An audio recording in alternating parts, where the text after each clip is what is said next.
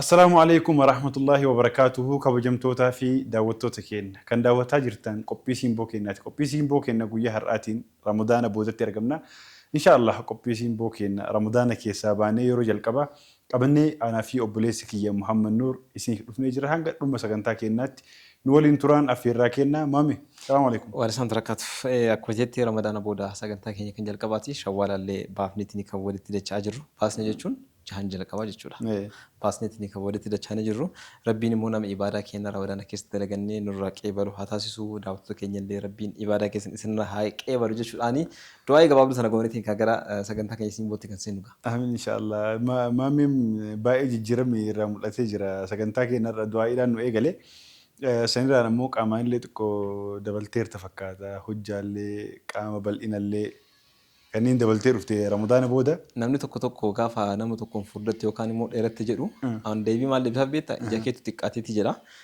Iji kan kee xiqqaatee natti fakkaate suusii bunaa qabdan si'a. Suusiin bunaa Ramadaana keessa guyyaadhaan hin dhugdu waan ta'eef xinnoosii isatu sirraa ifaa jira. Sanumaaf malee jijjiirama qaamaan irratti argaa tokko illee jiru. Akkamiin irratti jijjiirama argaa jirtu? Argaa jira. Iji kee xiqqaateera. Haa ta'u inshaallah sagantaan Simboo keenya eegalee jira. Daawwattoota keenyaan waliyyaan akkamati? Wallahi daawwattoota keenyaan waliyaannee jirra. Sagantaalee muraasaan gargar bannee jirra. Keessattuu immoo sagantaalee Ramadaana keessa hojjennee asii. Keessatti Ramadaanni gara dhumaatti ji'a ibaadaan keessatti jajjabeeffamu keessattuu immoo 10 gara boodaa sunniin sagantaa keenya Simboo kan guyyaa jalqabaa kanaan walitti haaseennuuti. Ahwaal addunyaa irra jirullee xiqqoo si ulfaataadha. Biyya keenya illee wantoonni jiran ulfaataallee oduulee garaagaraatu jira. Oduulee gurraaf ulfaatantu jira. Oduulee nama yaaddeessan hedduutu jira. Hammati tokkomee kanarraa haasa'aatiin daawwattoota keenya wajjin turtii muraasaa taasisnuti.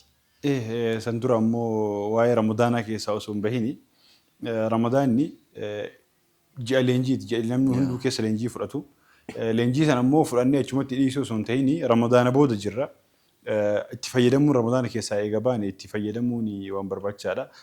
Wanni Ramadaana irraa hin xiinxalle Ramadaana keessa sheexaanni hidhama. Wanni sii fi badii dalaguu jidduu jiru lubbuu ta'e qofa. Nafsee ta'e qofa jechuudha. Kanaafuu irra hedduun keenya sheexaanni akka yeroo Ramadaanaan alayyuu hojii dhiisee wayii mul'ate maamii maal jettaati? Yeroo Ramadaanaan alayyuu sheexaan hojii dhiisee jira. Lubbuma teenya sana qabuu dadhabne malee hagas hunda waan hunda osoo sheexaanatti sababachuu dadhabne jedhee yaadaanii. Sheexaana sababachuun illee hin danda'amu. Maaliif dhuguma garuu sheexaanni ibaadaa kan keessaas dogongorsaa hojii badii akka hojjettu hojii badii si laaffisa. Salphaa fakkaatee si mul'isa. Hojii badii keerii fakkeessee si mul'isa. Garuu immoo atiin yoo hariiroo ati Rabbi waliin qabdu hariiroo ati ibadaan kan kee cimaa yoo ta'e hariiroo ati Qur'aan waliin qabdu azkaara ganamaa galgalaa wajjin hariiroo qabdu sochiin kan kee hundinuu Rabbi walitti hidhata qabaate taanaan sheexaanni si naannessuu hin danda'u. Keessattuu immoo Ramadaan akkuma jettee baatii leenjiiti. Baatii keessa jijjiiramuu qabnudha. Ji'a kana keessa yoo jijjiiramne hayyoonni maal jedhan beektaa sheekonni ulamoonni Ramadaanni kan kee sirraa qeebalamuu isaa ka beekamuun yoo ibaadaa kan kee kan Ramadaana keessa hojjetaa turte Ramadaana boodallee itti fufteedha. Yoo itti fufne immoo ibaadaan kan kee kan Ramadaana keessa hojjetaa turte qeebalamuun isaa gaafii guddaadha jechuudha. Kanaaf hamma danda'ameen ibaadaa keenya kan Ramadaana keessa hojjetaa turre baatii Ramadaana alalee itti fufsiisuu itti hafuufsiisnu akkasuma immoo Ramadaana keessaa baanee jiini Shawwaal guyyaan jahan suni guyyaa akkaan barbaachiftuudha.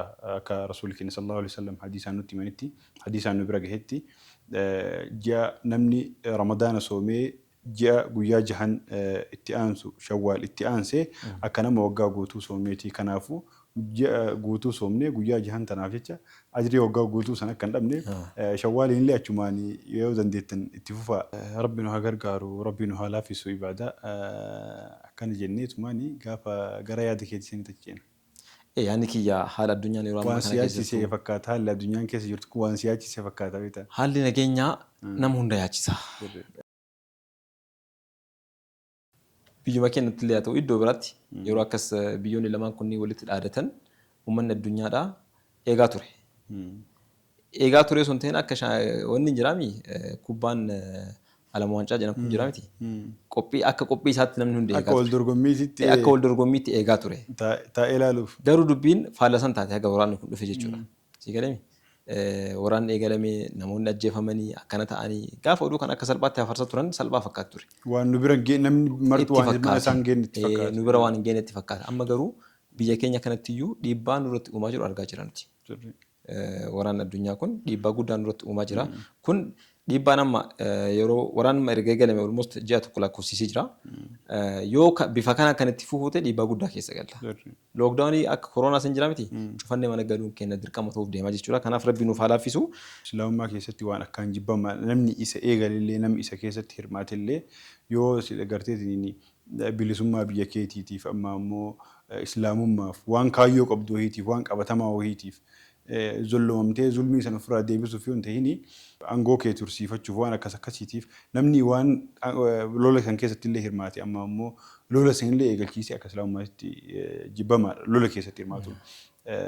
Kanaafuu lolli kun akkuma jalqaba jettee namni hunduu waan mana isaan dhufne itti fakkaataa ture. Israa'elii fi Iraaniin achitti wal lolti nu maaltu nu gahee wahii. Amma ammoo dhufee mala keenya ulaa keenya biyya teenyarra gahee yeroo arginu ammoo namni martuu lolli addunyaa bakkamtuu eegalee akka isa bira gahu amma namni hubatee jiran fakkaata. Kanaafuu bakkuma jiru namuu du'aa gochuun barbaachisaadha jechuudha. Waraana gaafa jedhamu misaa'ilotuma akkasitti biyyoonni lamaan sadan kunniin walitti roobsaan kan nutti fakkaata. Garuu waraanni guddaan waraana beelaa kana. Yeroo ammaa kana garuu biyyi keenya wanti isiin qormaata keessa galteettuun tokko keessaa bobaadhaani. Makiinaan gurguddaan magaalaa deemu iddoo garaagaraa deemeetiin meeshaa garaagaraa deddeebsu ni jira. Sochiilee garaagaraatiif namoonni itti fayyadaman ni jira. Kunniin hundinuu rakkoo boba'aatiin dhaabatee jira. Kun hundinuu bu'aa waraana kanaati. Gara fuulduraa immoo konkolaataan kunniin nyaata namaa deddeebisanii midhaan gara alaa erganii gara keessaa galchanii baadiyyaadhaa gara magaalaadhaa gara ni deddeebisanii booda kunniin hundinuu rakkootti gaafa seenu rakkoon beelaallee kanumaan wal qabatee dhufuu danda'a jechuudha. Hedduu ulfaataadha waan du'aa'ii guddaa barbaadudha. Keessattuu hojiin dabarre kun ji'a ramadaana ture namoonni hedduun itti yaadaniitiin du'aa illee godhaa turan waraanni addunyaa kun akka dhaabatuu fi garuu immoo waraanni kun addunyaa irratti waan hedduu jijjiira. Yeroo akkuma arginu kana addunyaan kun gara hin beekamne itti deemaatiin kan jirtu. Keessattuu immoo warroonni yeroo dheeraadhaaf addunyaa kana nu malee namni biraan jiru firaa'oon yeroo kana ta'uudhaan addunyaa kanarratti nu malee namni biraan jiru kan socho'aa turanii yeroo isaan sodaa keessa galanii yeroo isaan immoo gaafii keessa galanidha kan argaa jirru jijjiirama itti dhufa duuba kanaan. Yeroo jabinni namni silaa laafaa jedhaniin jabinni isaa mul'atee namni silaa jabaa jedhanii namuu dadhabbiin isaa itti mul'ateedha. Rabbiin haa laaffisu. Musliimni kamiyyuu akka du'u hin barbaannu. Musliimni kamiyyuu akka miidhamu hin barbaannu. Namnummaan kumuu akka du'u namnummaan kumuu karaa hin taane akka miidhamu akka du'u namni kamuu hin fedhu akka namummaattiyyuu as deebine. Dabalataan immoo keessattuu waa'ee boba'aa kanaan wal qabateetiin haalli jiru gara fuulduraa ulfaataa deema waan ta'eef fakkeenyaaf haala amma jiru kanaan konkolaattonni ji'a tokko guutuu kan dhaabbatan baay'ee konkolaataan tokko dhaabbatee socho'uudhaaf yoo xiqqaate guyyaa sadii akkasitti fudhata yoo xiqqaate jechuudha. Magaalaa kana keessa deemtee yoo argiteettu hiriira konkolaataadhaa yoo ilaaltu deemtee maaddaan argitu iyyuu. Maaddaan hin jiru. Bakka hiriira maddaa gahuufiyyuu liitira 5 wayii si barbaachisa. Maddaa bira gahuufiyyuu. Hiriira ni argartaa. Garuu qaccee hiriira sanii gaafa deemtu maaddaan hin jiru. Maaddaan hin jiru. Kun maalidha? Namoonni waan kana kontirool godhan ni jiranii mootummaan irratti hojjetaa jira. Oromoo kana magaalaa kana keessatti illee naannoo biraatti illee hojjetaa jira. Akka korraapshiniin hin uumamneef jechuudha. Wanti tokko tokko ni dalagama. Garuu immoo konkolaattonni dursa kennamuufii qaban akka dursa kennaman dhiyeenya kana mootummaan ibsa baasee illee ni jira. Kan moolii wal qabsiisee immoo dhaamsa tokko dabarsuu barbaada. Innis maalidha? Yeroo hedduu biyya keenya keessatti maammi dongorri yookaan immoo hanqinni guddaan jiru tokko maal ta'eedha ilaalcha. Ilaalchi yeroo wanni akkanaa kan uumamu namoonni waan tajaajila silaa karaa sirriitiin kennuu qaban faayidaa ofiitti deebifatanii tajaajila wantoota tajaajila hawaasaatiif ooluu qaban gama dhuunfaatti ofiitti deebifatanii fakkeenyaaf hanqinni amma guddaan argamaa jiru boba'aa irratti miti maaddaadhaan yookaan immoo bakki gaazii itti bu'u raabsaan maaddaadhaan jechuudha.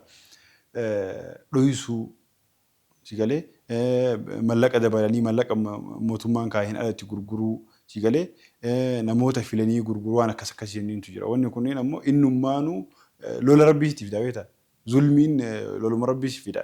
Kanaafuu waan dalagan kam biizinasa keessatti yoo gatiin dabale gatii mootummaan kaayesanii yookaan immoo gatii biyya keessa jiru saniin gurguruudha. Lola sababattee waan gara qarshii 1,000 qarshii 2,000 gurguruun carraa kanatti fayyadamuu dhiisuu jechuudha. carraa kanatti sila yeroon xiqqoo walii laafuu qabdu walii rahmata gochuu qabdu yeroo kana beeta.